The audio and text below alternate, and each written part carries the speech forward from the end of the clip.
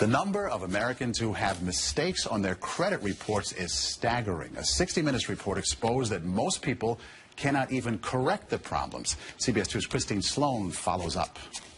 Meg Pasternak says a mistake on her credit report nearly destroyed her credit.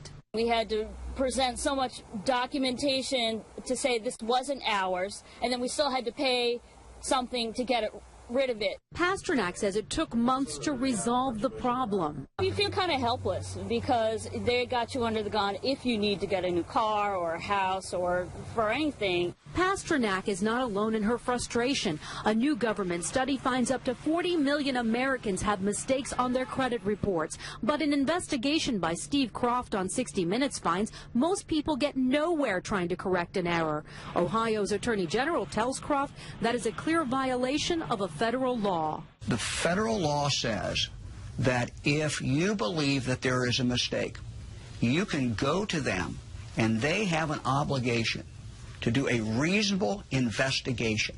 They're not doing a reasonable investigation. End result, if we're successful, is a deletion of that record from your credit report. The credit pros in Newark help people fight agencies like TransUnion and Experian. All the information they receive from a customer, they translate it into a code. They don't forward the letter and the proof of payment to the creditor.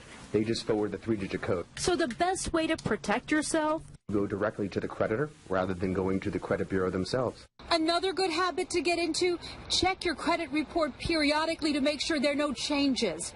In Clark, New Jersey, Christine Sloan, CBS 2 News. And like 60 Minutes, we were unable to get an actual person at the 3 credit reporting agencies. 60 Minutes was referred to the spokesperson for the agencies, who provided a statement citing an industry-sponsored survey that showed 95